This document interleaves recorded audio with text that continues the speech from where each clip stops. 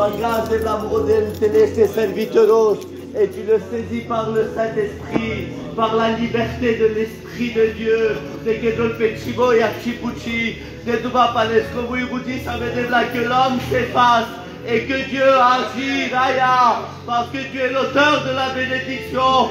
Vous y avez voulu y faire de la cana, de la cobra, de la brise le joug, au nom puissant de Jésus. Au nom, oh, s'il te plaît, au nom de Jésus, au nom de Jésus. Et là, tout est nice, tout est devla.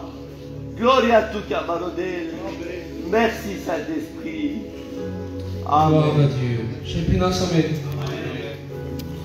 Zmoa, tu voulais avoir un message romanesque, un Susanis, côté de Chevel Bio, John, c'est important. Alors on va partager le message, je crois de tout mon cœur que dans ce matin, alléluia, Dieu va nous parler dans nos cœurs. Depuis quelque temps, depuis quelque temps, Dieu me poursuit à travers le message dans mon cœur. Et puis ce matin, Dieu a mis ce message sur mon cœur. Et je crois de tout mon cœur que ce matin, Dieu va nous parler dans nos cœurs. Dieu a un mot pour nous. Il va voir le délai qui prenait dans Genèse 41, je vais faire une lecture avec vous, alléluia. Au bout de 2 ans, Pharaon eut un change. Et voici, il se tenait près du fleuve. Et voici 7 vaches belles à voir et grasses de chair montaient hors du fleuve et se mirant à paître dans la prairie. Et 7 autres vaches laides à voir, maigres de chair, montèrent derrière elles hors du fleuve. Et il se tient à côté du bord du fleuve. Les vaches laides à voir mangeaient et mangeront ceux qui étaient belles à voir. Et Pharaon s'éveilla. À travers la lecture, est-ce qu'on ne comprend pas grand-chose? Ils vont baser ce qu'ils prennent. Qu'à un moment donné, le pharaon en Égypte va avoir une vision, il va avoir un songe. Et puis il va voir 7 vaches qui étaient belles à voir. Et puis 7 autres qui n'étaient pas trop terribles. Et la Bible déclare que les 7 autres qui n'étaient pas terribles vont manger celles qui étaient belles. Et puis la Bible déclare qu'il va s'éveiller et puis il ne va pas comprendre le rêve. Il ne va pas comprendre la vision qu'il va voir. Donc il va appeler tous les magiciens du pays. Il va appeler tous les hommes intelligents du pays. Il va faire le tour de l'Égypte, il va faire le tour de ce qui l'entourait, il va appeler les plus grands magiciens, il va appeler tous les hommes qui étaient là-bas. Et puis la Bible déclare ainsi que personne ne pouvait lui révéler le rêve. Et personne ne pouvait interpréter la vision, le songe qu'il avait vu. Et puis un serviteur vient lui dire ainsi, Pharaon, maître, je connais un homme que Dieu lui révèle les rêves. Je connais un homme que Dieu lui parle. Je connais un homme qui peut te révéler. Je connais un homme que Dieu lui révèle tout dans son cœur. Mais où est donc cet homme? Il est en prison, il s'appelle Joseph. Et viens et appelle-le. La Bible déclare qu'ils vont appeler Joseph. Puis Joseph va se venir devant le roi va lui expliquer le songe qu'il avait vu. Et puis là, Joseph va avoir l'interprétation du rêve. Et Dieu va parler dans son cœur. Et puis il va lui expliquer les 7 premières que tu as vues. Ils vont avoir 7 ans d'abondance dans le pays d'Égypte. 7 ans où le peuple ne manquera pas de pain. 7 ans où le peuple ne manquera de rien. 7 ans avec une grande abondance. 7 ans de joie, 7 ans de paix. 7 ans où le peuple ne vivra plus dans la faim. 7 ans où le peuple vivra une grande abondance. Et puis là, le pharaon va lui dire, les autres 7 ans, ça va être quoi? Il dit, les 7 années qui vont suivre, ça va être 7 ans de famine. Une forte famine qui se viendra dans le pays. Une si grande. Le peuple va oublier qu'ils étaient dans l'abondance. Ils vont oublier qu'auparavant ils avaient du pain. Ils vont oublier qu'auparavant ils vivaient dans la paix. Ils vont oublier qu'auparavant ils avaient tout en abondance. Le matin ils avaient du pain, l'après-midi ils avaient du pain, le soir ils avaient du pain. Ils avaient quoi manger, ils avaient quoi se nourrir. Les enfants ne manquaient rien, les femmes ne manquaient de rien, les hommes ne manquaient de rien, les familles ne manquaient de rien, les maisons ne manquaient de rien. Ils avaient tout en abondance. Mais les 7 ans qui vont venir après, les enfants n'auront plus rien, les femmes n'auront plus rien. La maison n'aura plus rien, le pays n'aura plus rien, toi tu n'auras plus rien. Mais ça sera si fort, si fort, si fort, que le peuple ne s'apercevra plus qu'ils étaient dans l'abondance, que même s'ils ont du pain en abondance, même s'ils ont du pain de côté, tellement que la famine sera grande en ce moment-là, là, ils ont beaucoup qu'ils ont même du pain dans leur maison. Et à travers cette histoire, Dieu m'a parlé dans mon cœur. Est-ce que vous croyez que Dieu parle? Et Dieu m'a inspiré un message dans mon cœur et je vais vous partager ce que Dieu a mis sur mon cœur. Pas plus, pas moins ce matin. Alléluia. Est-ce que vous croyez que Dieu parle? Et le message qui s'est inspiré dans mon cœur, c'est ça. Ta famine, ta faim, t'a fait oublier l'abondance en Dieu. Ta situation d'aujourd'hui, ce que tu vis aujourd'hui, t'a fait oublier ce que tu as vécu hier en Dieu. T'as faim aujourd'hui parce qu'il n'y a plus de pain dans ton cœur. Parce que quelque chose a frappé ton foyer. Quelque chose a frappé ta vie. Quelque chose a frappé ton ministère. Quelque chose a frappé ta vie, ta famille, ta maison. Quelque chose, tout à coup, tu ne t'attendais pas. C'est survenu d'un seul coup. Et aujourd'hui, ta situation t'a fait oublier l'abondance en Dieu. Alors, tu as vécu toi aussi des moments de bénédiction. Toi aussi, tu as vécu des moments d'abondance, où le matin, tu avais du pain entre tes mains et tu le partageais à ton foyer. Alors toi aussi, tu as vécu un moment d'abondance dans ta maison. Tu avais des cantiques, tu écoutais des prédications, tu venais aux églises, tu venais aux réunions.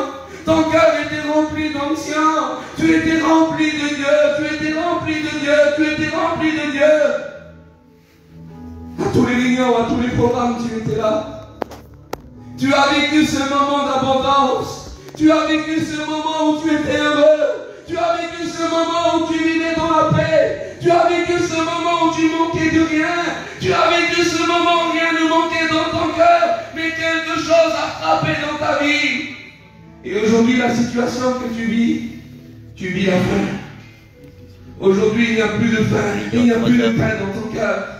Aujourd'hui, tu ne vis plus l'abondance en Dieu. Aujourd'hui, la faim que tu vis, ta situation d'aujourd'hui, t'a fait oublier les moments que tu as vécu avec Dieu. T'a fait oublier les moments de prière, les moments de louange, les moments d'adoration, le moment où tu étais en paix dans ton foyer, les moments où il n'y avait pas de confusion, le moment où il n'y avait pas de dispute, le moment où il n'y a pas de guerre familiale, les moments où tu te levais le matin, t'écoutais pas de mots, des disputes, t'écoutais des prières, des louanges, des adorations, t'écoutais tes enfants prier, t'écoutais tes enfants chanter. Mais aujourd'hui, cette atmosphère a changé, la situation a changé. Aujourd'hui, ce que tu vis dans ton foyer, c'est la faim. Alors un jour, la Bible déclare dans le livre de Ruth. La Bible déclare dans la ville de Bethléem, il y a eu une famille. Et dans la ville de Bethléem, il y avait un foyer. Ce foyer, c'était le foyer de Naomi. Alors ils avaient tout en abondance, ils avaient tout à Bethléem. Et puis à un moment donné, le pays a été frappé par une famine. Et Bethléem lui dit, ma maison du pain. Écoutez bien. Maison du pain. Et puis un jour, à un moment donné, dans la maison du pain, il n'y avait plus de pain.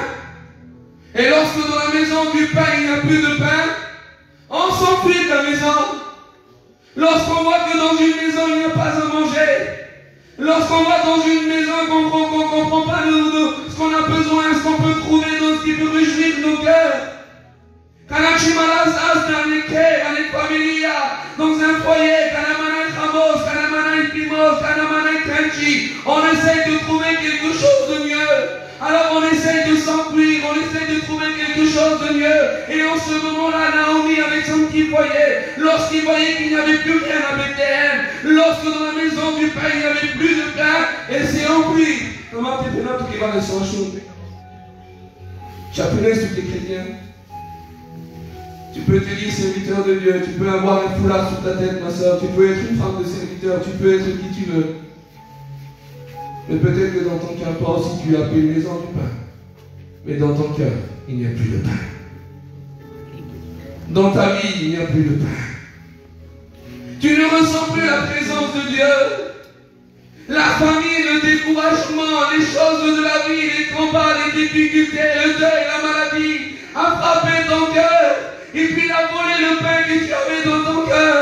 Aïe, est-ce que tu vis comme Naomi. Tu ne trouves plus ton plaisir dans la présence de Dieu. Parce que dans ton cœur, il n'y a plus de pain. Et lorsque dans une maison, il n'y a plus de pain, on veut s'enfuir. On veut s'enfuir. veut s'enfuir. Et lorsqu'on fuit, on prend des décisions que plus tard on va payer les conséquences. Lorsqu'on s'enfuit de la présence de Dieu, lorsqu'on s'enfuit de la communion, lorsqu'on veut abandonner l'abondance de Dieu, lorsqu'on veut abandonner la maison du Père, lorsqu'on veut abandonner la présence de Dieu, plus tard on va payer les conséquences. Le moment de la décision, Pépi ne le comprenait pas tout. Il a pris la décision plus tard, il va regretter toute sa vie. Parce que la Bible déclare que plus tard il est parti dans un pays qui s'appelle Moab. Il va vivre un certain moment, la Bible déclare qu'il va vivre 10 ans là-bas. Et lorsqu'il va vivre 10 ans à Moab, elle va perdre ses 2 enfants. Elle va perdre son mari. Elle va tout perdre. Parce que le monde, c'est ça. Lorsqu'il t'accuse, lorsqu'il te fait mal, lorsqu'il veut dérober ce qu'il y a dans ton cœur, femme de Dieu, homme de Dieu, lorsqu'il veut voler ce qu'il y a dans ton foyer, lorsqu'il veut voler ce qu'il y a dans ta famille, lorsqu'il veut voler ce qu'il y a dans ton cœur, il va te faire accuser, il va te culpabiliser, il va te placer dans un endroit où il croira, il te fera croire qu'il y a du pain et que réellement il n'y a pas du pain. Et donc on peut être la maison de Dieu.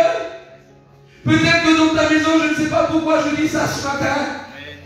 Peut-être que dans ta maison, il y a des personnes qui ont fui. Peut-être que dans ta maison, tu as perdu des choses. Peut-être que dans ta maison, il y a eu des enfants qui se sont divorcés. Peut-être que dans ta maison, il y a eu des problèmes, des conflits familiaux. Peut-être que dans ta maison, Pélan a des chingara, Pélan a des trissa, Pélan a des problèmes, on manage du pacha, a des choker, manage kanchi, j'en ai une saucée. Qui kana manage mango et confusion avec. Kana manage mango, les chavets manage chile mango. Kana manage mango, amen chile pour manage mango. Kana manage mango, amen chile pour manage mango. Ango père, mango, manage as dans tes péchés. Bravo. Tu ne peux pas vivre en paix dans ton foyer.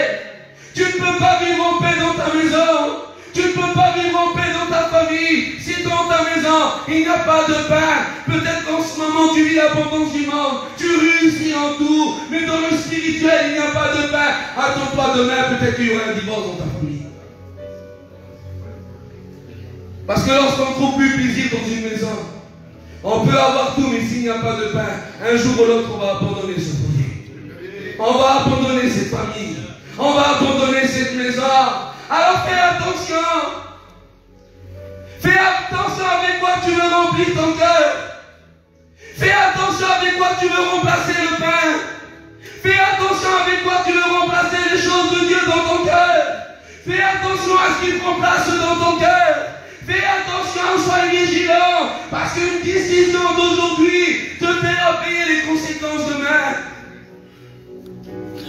Peut-être qu'en ce moment c'est trop tard. C'est aujourd'hui que tu payes les conséquences. C'est aujourd'hui que tu vois tes enfants, ça ne va pas. C'est aujourd'hui que tu vois toi, ta petite fille de 15-16 ans est tombée dans l'angoisse.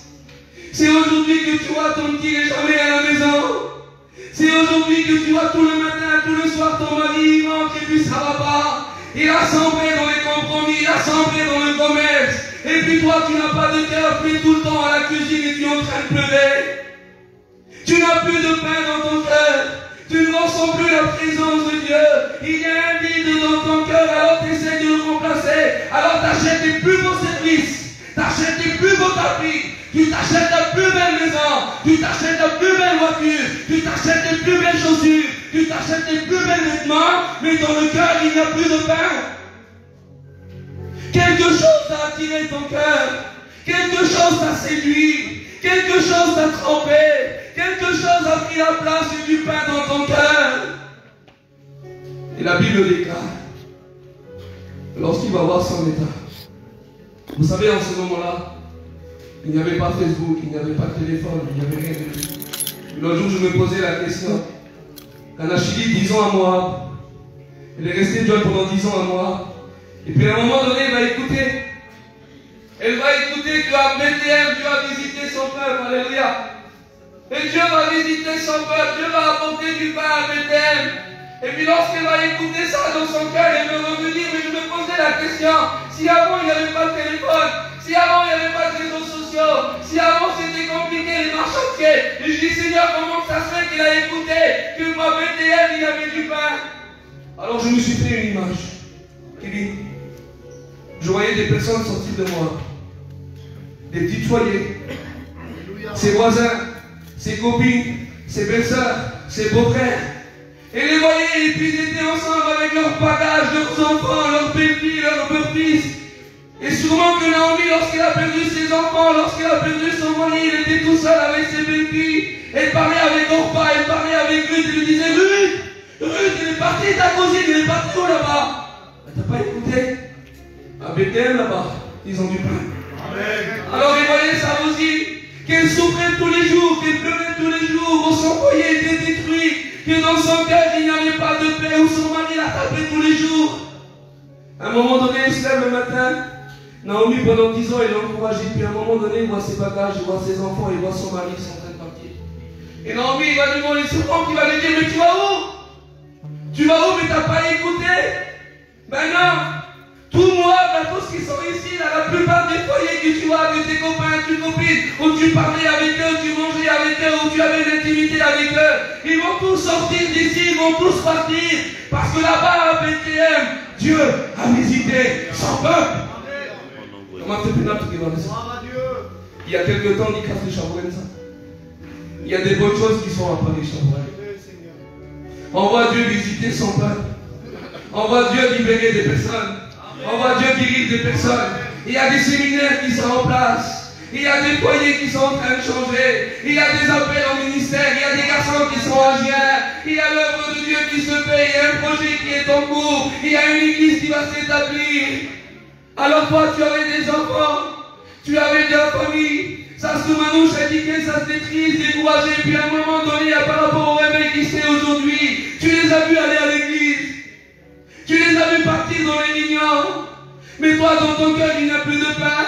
Alors tu voyais ton enfant qui était triste, il revient chez toi. Ama, Boubina, Mansaode, il m'a baptisé du Saint-Esprit. Ama, j'ai changé. T'as vu ton petit-fils, ta belle-fille, ton beau-fils changer, transformé. T'as vu ton cœur, ton foyer, ta femme, ton mari changer, béni. Tu les as vus, que Dieu les a rendus visibles. Il est temps que tu prends tes bagages. Amen. Il est temps que tu prends tes bagages. Dieu a visité son peuple. Il a entendu parler de toi. Il a entendu parler de toi. Apollème de Naomi.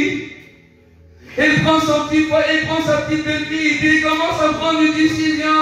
Alors si Dieu a visité son peuple, si Dieu a visité son peuple, si Dieu a apporté du pain pour le peuple, alors frérot, je vais aller là-bas.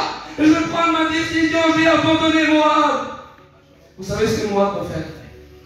Et ce que le monde fait aujourd'hui. Moab peut-être avait rempli ses portefeuilles. Moab avait rempli sa poche. Moab lui a donné beaucoup de monnaie. Il lui a rempli tous les poches. Il lui a rempli tous les placards. Il lui a rempli tous les portefeuilles. Mais il a vidé son cœur. Je ne sais pas si tu réalises. Peut-être qu'en ce moment tu as les poches remplies, mais ton cœur est vide. Peut-être qu'en ce moment, ton compte en banque est rempli, mais ton cœur est vide. Peut-être qu'en ce moment, tu vis de l'abondance autour de toi. Tu as tout en abondance. Et l'abondance te fait cacher dans ton endroit où tu es vide dans ton cœur. Tout est vide chez toi. Alors tu essaies de montrer une belle image, une belle apparence, un beau sourire. Mais je vais au Rignan. Je mets un foulard de temps en temps. Je prie de temps en temps. Je viens au culte de temps en temps. J'accompagne mon mari quelque part de temps en temps. De temps en temps, je prie pour lui. De temps en temps, on est bien. De temps en temps, on est heureux. De temps en temps, on ne se dispute pas. Alors on cache notre espérance à travers une belle apparence de chrétien, de chrétienne. Mais notre cœur est vide. Moab a rempli certaines choses, mais a vidé ton cœur. Moab t'a donné beaucoup de choses en abondance, mais a t'a fait vivre une famille spirituelle.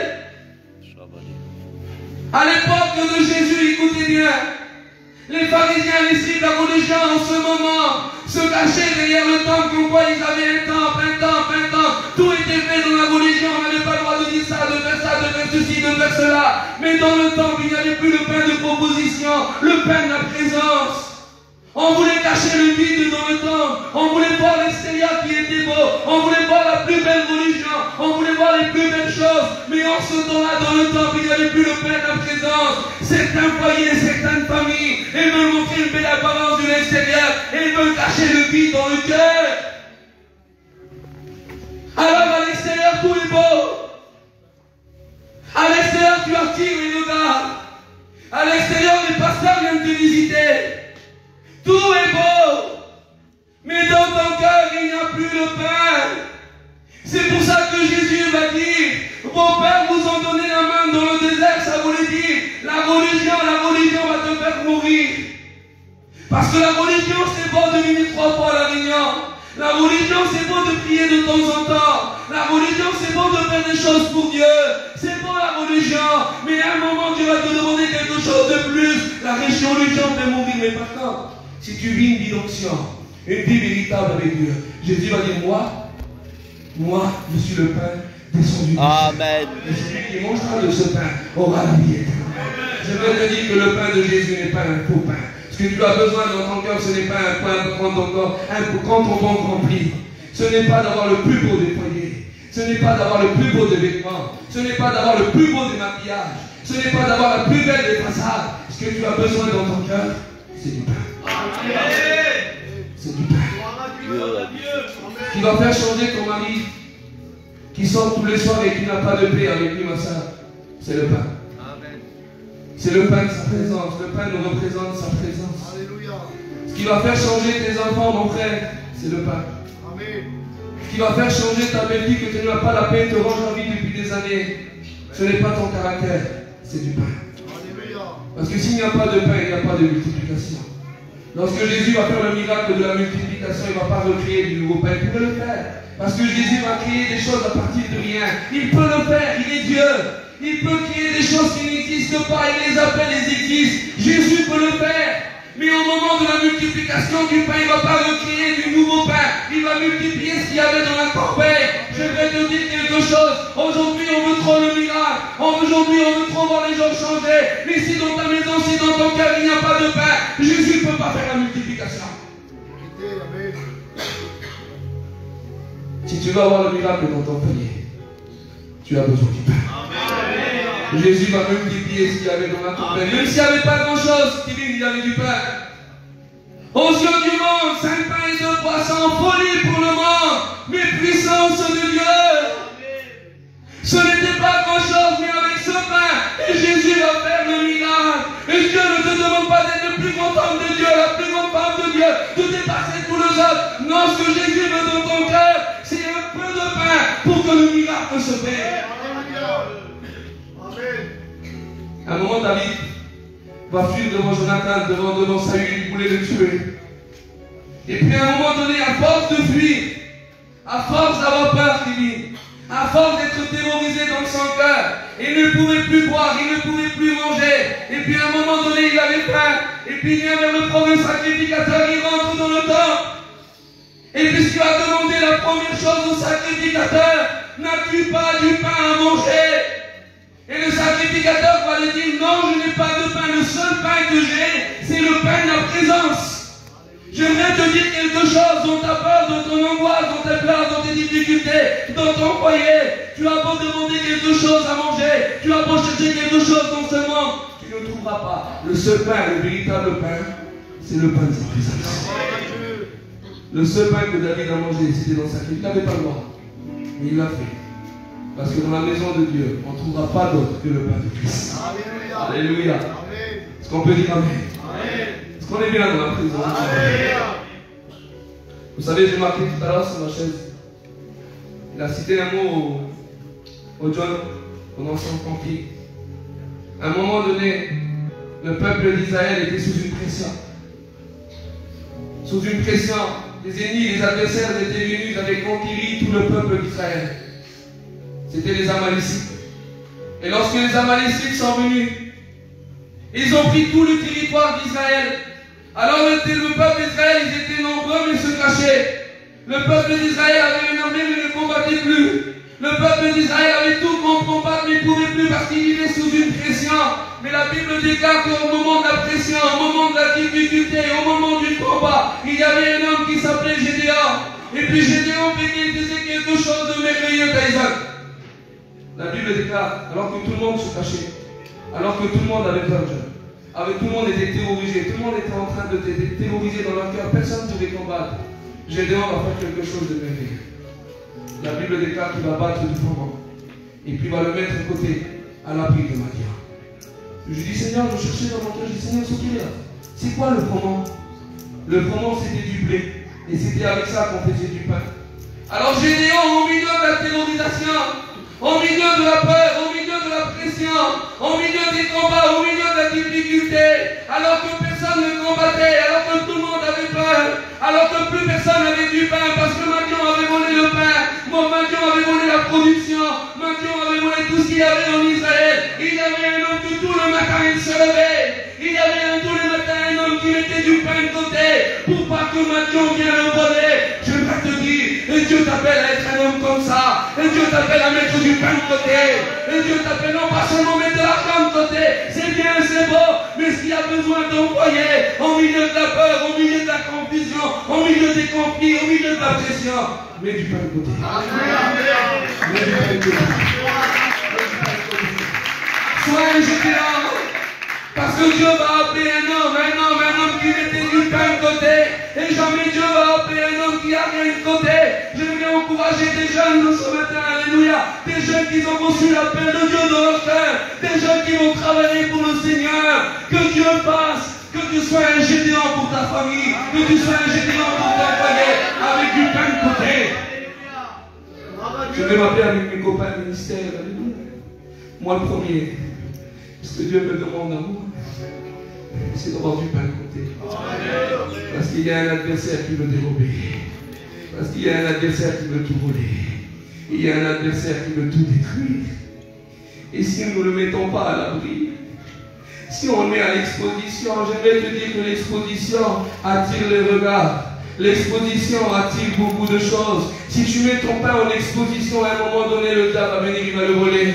Mais si ton pain est abri, si personne ne voit et tu es une femme, un homme de Dieu qui se met à part, qui jeûne, qui loue, qui adore, qui consacre son foyer, qui consacre sa vie, qui cherche du pain, j'aimerais te dire dans tes larmes, mets du pain de côté. Amen.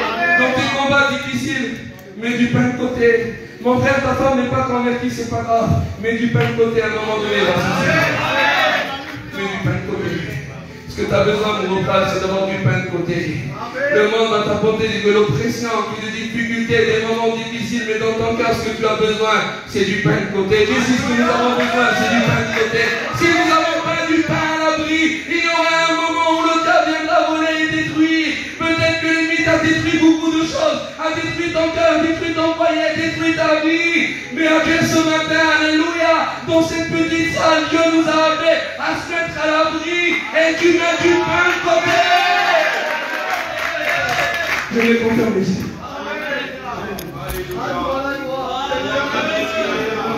Sois plus une religieuse, sois plus un religieux qui se contente de la main, qui se contente des programmes, qui se contente d'une réunion, qui se contente d'une salle, mais du pain de côté.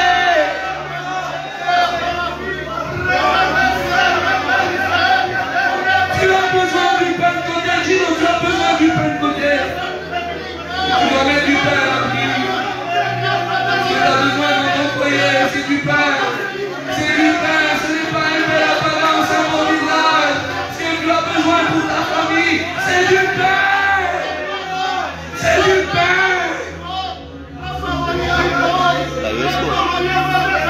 Fin de serviteur, fatigué, on peut dire. L'ennemi t'a volé beaucoup de choses. Ce que tu as besoin ce matin, c'est du pain dans ton cœur.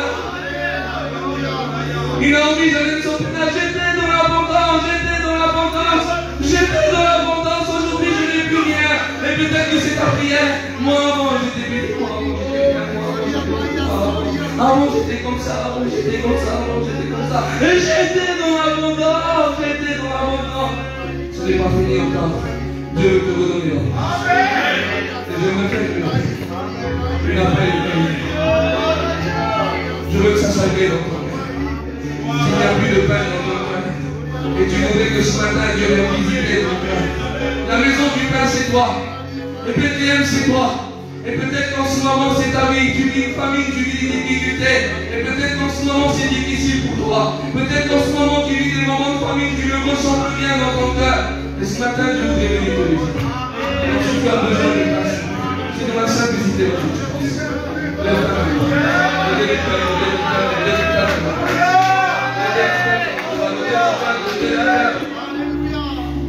Il y a encore des personnes ce matin qui ont besoin de renouveler leur vie en Dieu, qui ont besoin de mettre du pain de côté, qui ont besoin de mettre du pain à l'abri, mais à l'abri parce que l'ennemi veut détruire tes enfants, mets du pain de côté parce que l'ennemi veut détruire ton foyer. N'attends pas de payer les conséquences, il n'est pas trop tard, et Dieu veut apporter l'abondance dans ton cœur. Gloire à Dieu, alléluia. On a besoin de